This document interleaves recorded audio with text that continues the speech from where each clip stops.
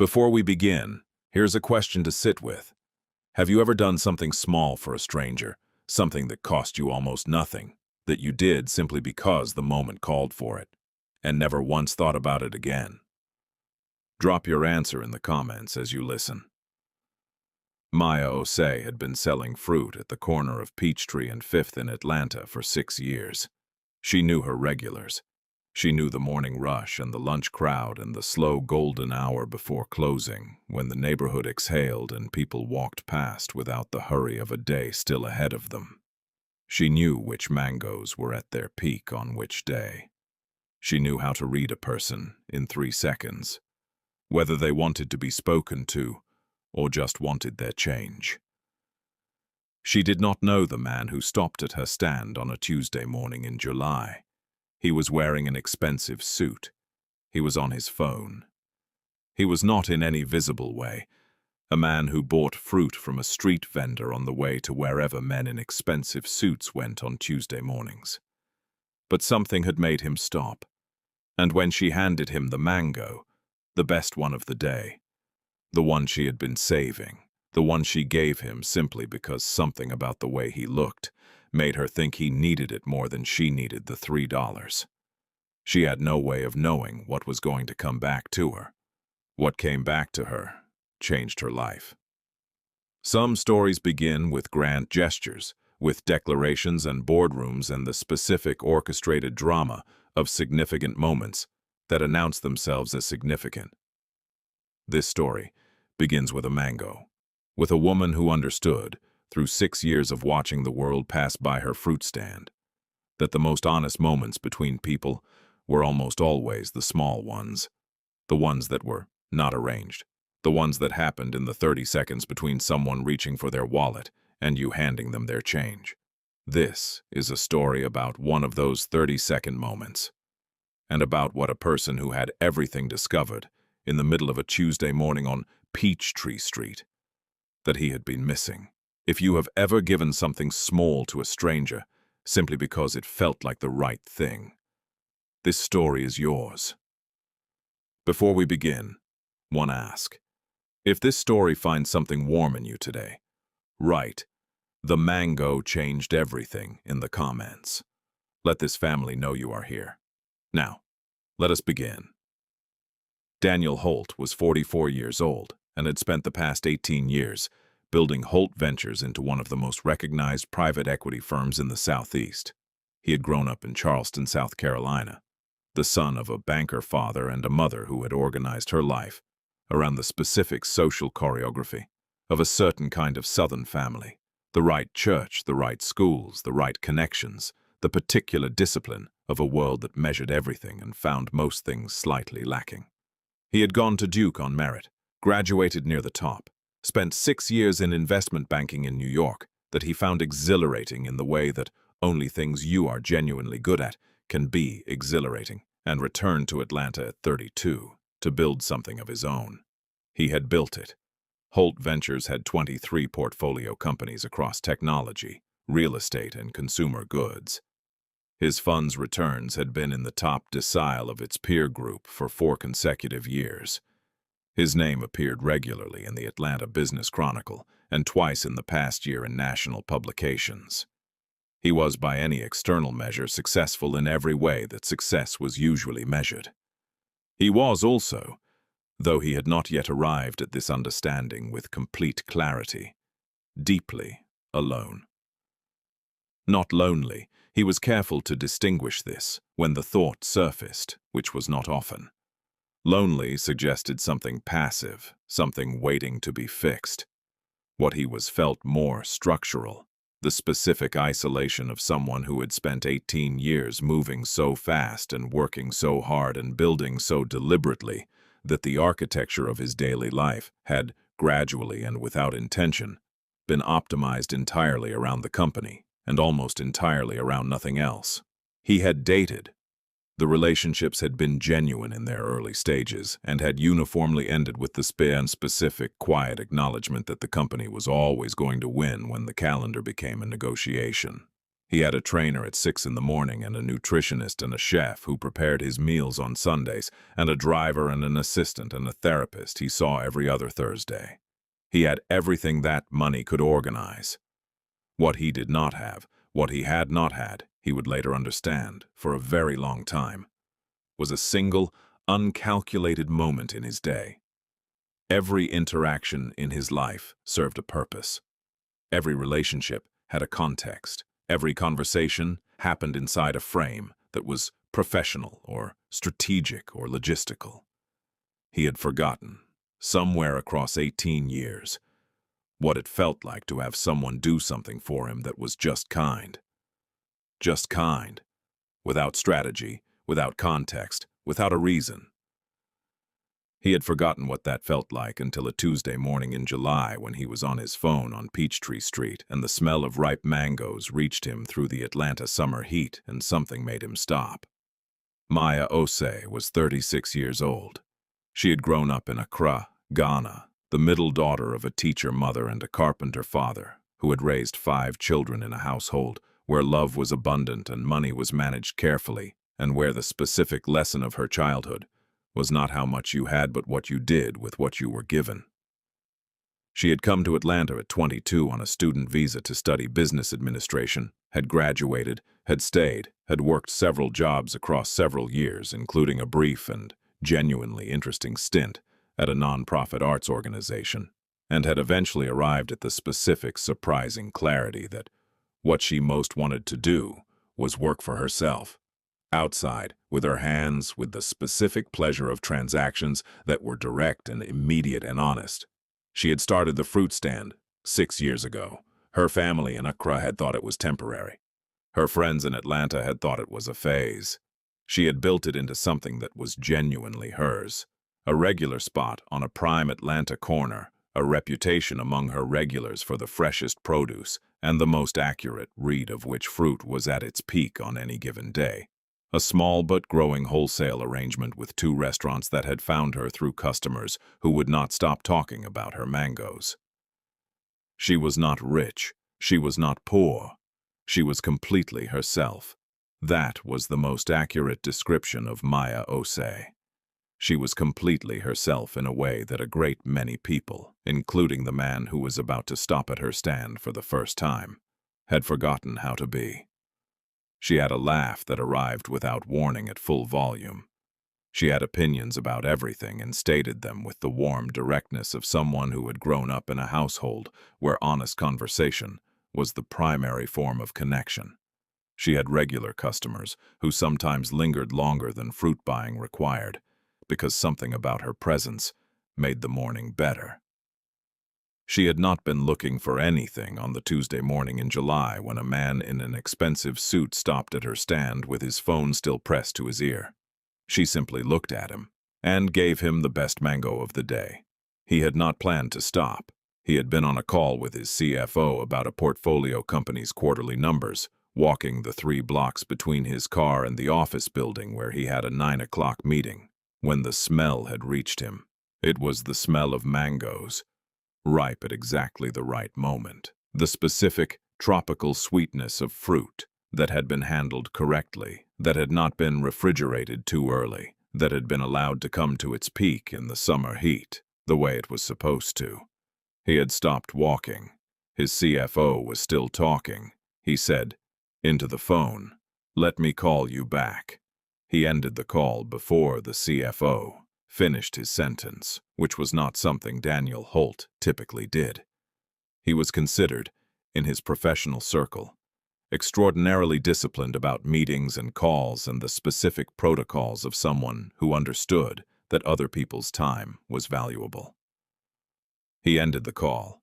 He walked to the stand. Maya was arranging a new layer of peaches when he arrived.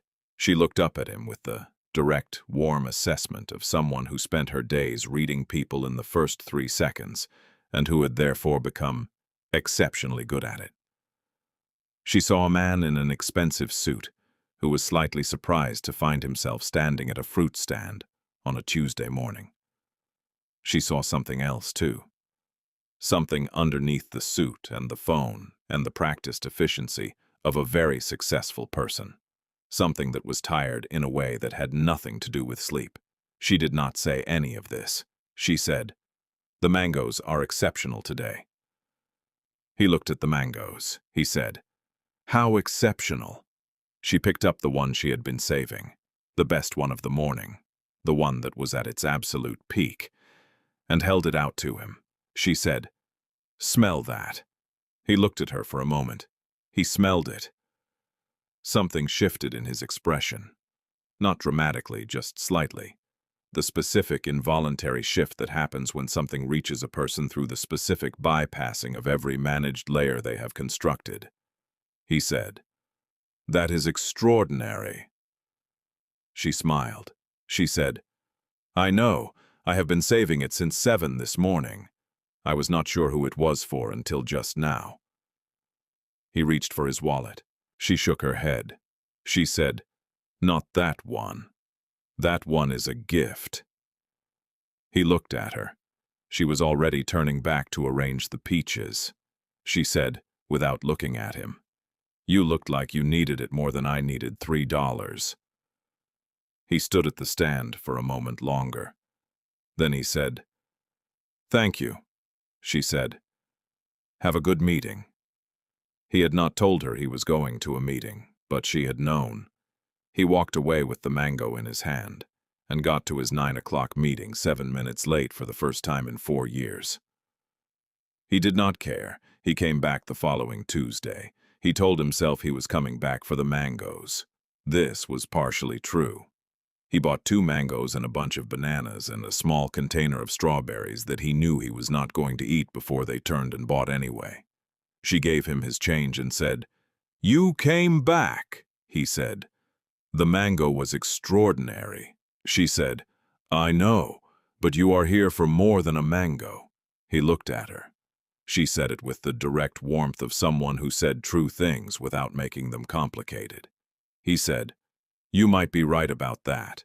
She said, "I usually am." She was helping another customer.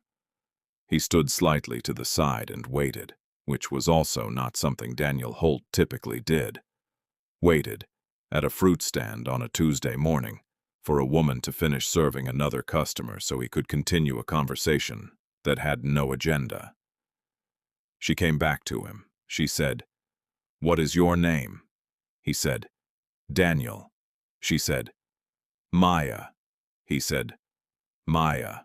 He said it the way someone says a name when they are deciding whether to remember it. He remembered it. He came back every Tuesday.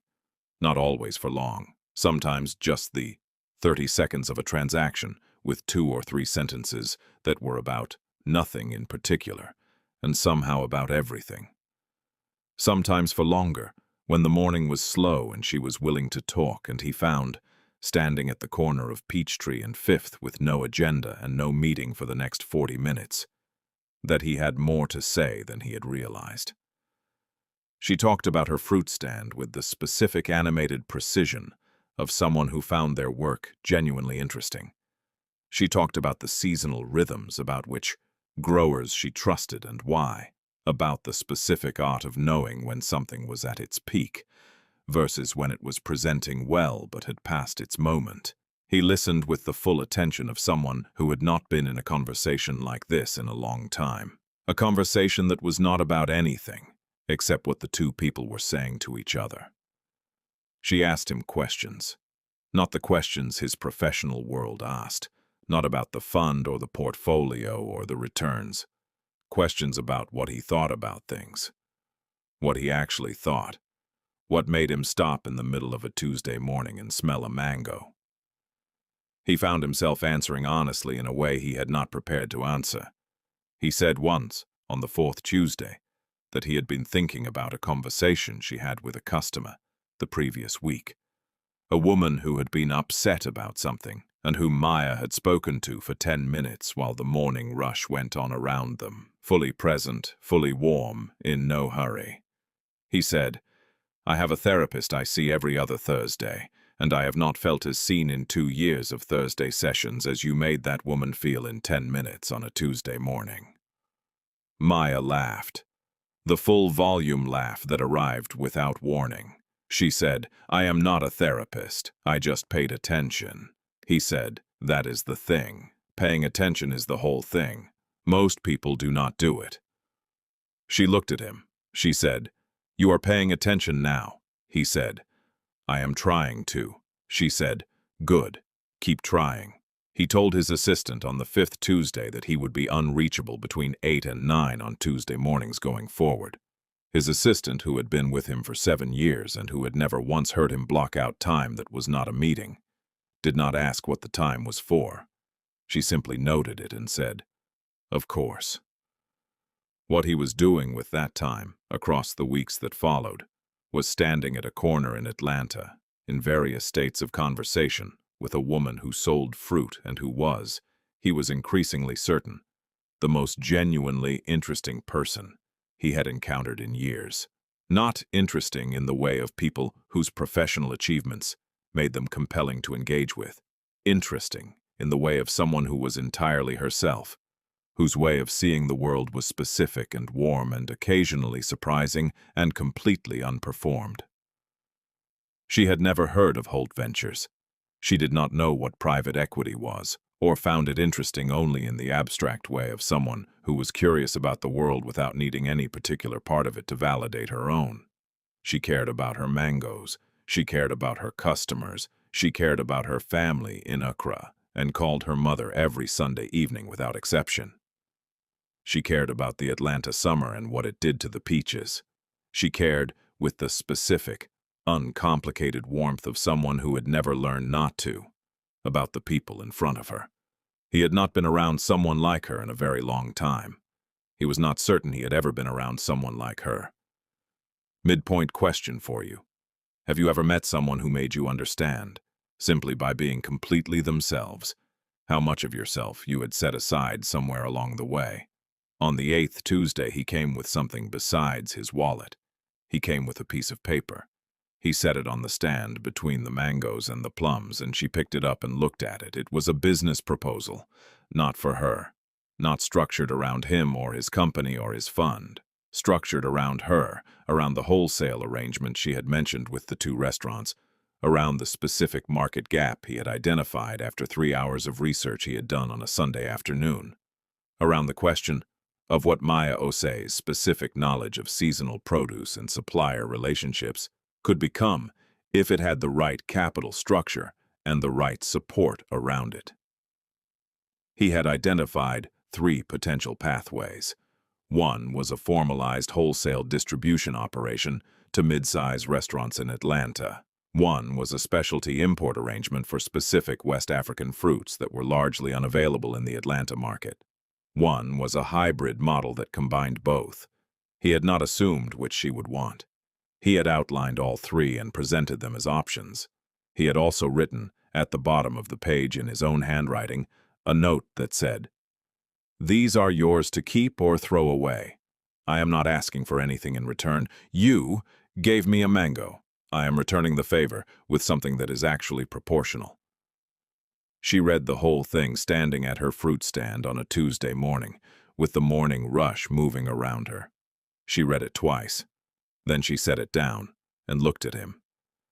She said, "You did this on a Sunday?" He said, "Yes." She said, "You spent your Sunday on this." He said, "I spent 3 hours on it, which is less time than you have given me across 8 Tuesday mornings, so I think the accounting is still in your favor." She looked at the paper. She said, "The West African import arrangement." He said, "Yes." She said, "I have been thinking about that for 2 years. The mango varieties available in Atlanta are a fraction of what is available in West Africa. There is a genuine market gap if the logistics could be solved." He said, "The logistics can be solved. That is what I do." She looked at him. She said, "Why?" He said, "Because you gave me the best mango of the day when you did not have to, and because you looked at me and saw something that needed attending to on a Tuesday morning, and you attended to it, and because—" He stopped. She waited.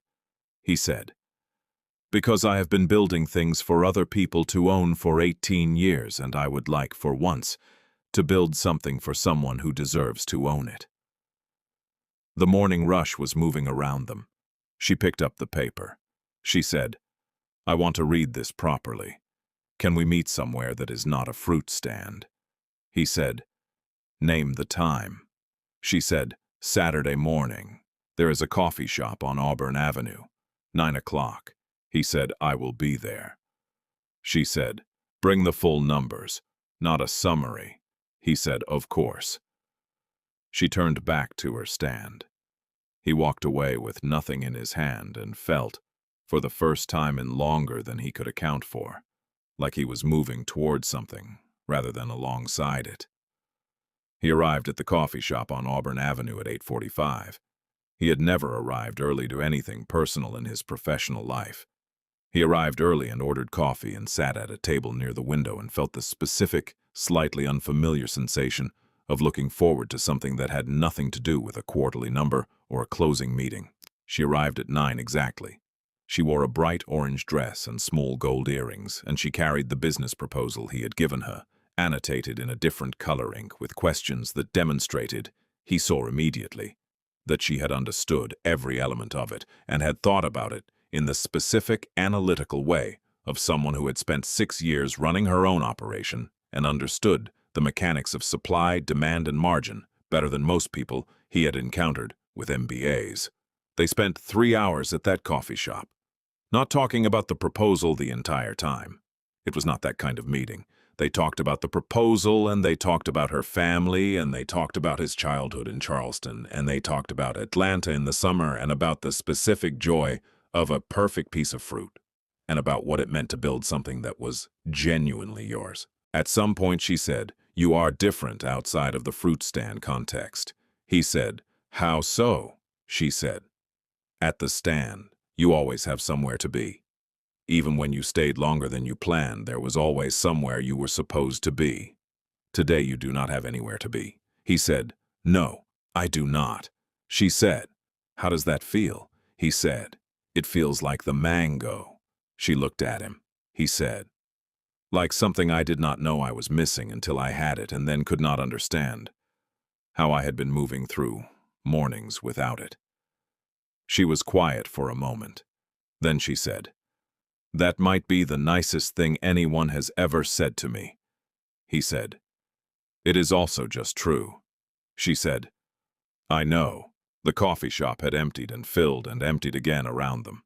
They walked out at noon. She said, "I want to do the import arrangement, the West African model, but I want it structured so that I own it entirely.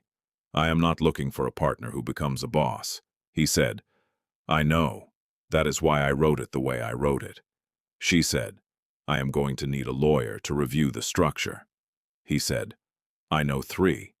I will send you their names and you can choose." She said, "Not your lawyer." He said, "Not my lawyer." She said, "Good." She put the proposal in her bag. She said, "Daniel." He said, "Yes." She said, "I am going to think about what you said, about the mango." He said, "Take your time." She said, "I will." She walked down Auburn Avenue in her orange dress, and he watched her go with the specific feeling of someone who has just participated in a conversation that was going to matter for a very long time. The import arrangement took 6 months to structure. Maya did it on her own terms, with the lawyer she chose, with the specific, careful attention of someone who had built the fruit stand from nothing and understood that any new structure needed to sit on a foundation that was entirely hers.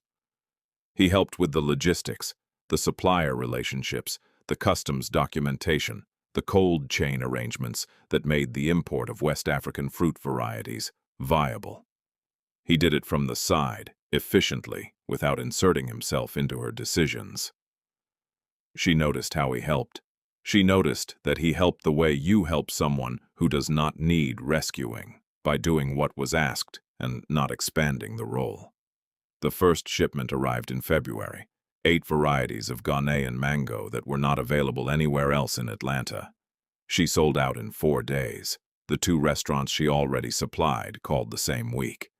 3 more restaurants called in the week after that. She stood at her fruit stand on the Tuesday morning after the first shipment sold out, and she thought about a July morning 8 months ago and a man who had stopped in the middle of his Tuesday with his phone to his ear and smelled a mango and somehow ended up changed by it.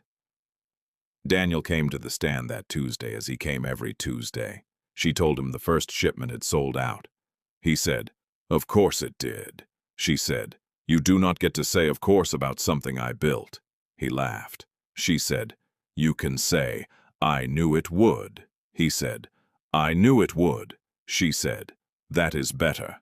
They stood at the corner of Peachtree and Fifth in the February morning, and the city moved around them. She said, "I have been thinking about what you said. About the mango." He said, "It has been 8 months." She said, "I told you I would take my time." He said, "You did." She looked at him. She said, "I think you should come to Sunday dinner." He said, "Your Sunday dinners are with your mother." She said, "I know." He understood what that meant. He said, "Yes, I will come." She turned back to her stand. He walked away with nothing in his hand and everything already decided. Daniel Holt had built a company worth hundreds of millions of dollars. He had attended the right schools, made the right moves, built the right relationships, optimized every hour of every day for the past 18 years with the focused discipline of someone who believed that if he built enough of the right things, one of them would eventually fill the specific structural absence in his life that he had been too busy to name. None of them had. A woman selling mangoes on a Tuesday morning had. Not by trying, not by being impressive, by being completely herself, by paying full attention, by speaking directly, by giving the best mango of the day to a stranger who looked like he needed it more than she needed the $3. Maya Osei had not been looking for a billionaire. She had been arranging peaches. And sometimes the most significant things in a life arrive, not through the grand gestures we plan, but through the 30-second moments we do not. A smell that reaches you through a summer morning. A woman who sets down what she was doing and pays full attention. A mango given freely to someone who needed it more than the price. That was the beginning. Everything else grew from it. Final question for you. Have you ever given something small, a moment, a kindness, a piece of fruit, without expecting anything in return, and had it come back to you as something you could not have imagined? Leave your answer below. Your voice belongs in this conversation. If this story found something warm in you today, share it with someone who needs to hear it. One share. It costs nothing and means everything. I love you all. I will see you in the next story.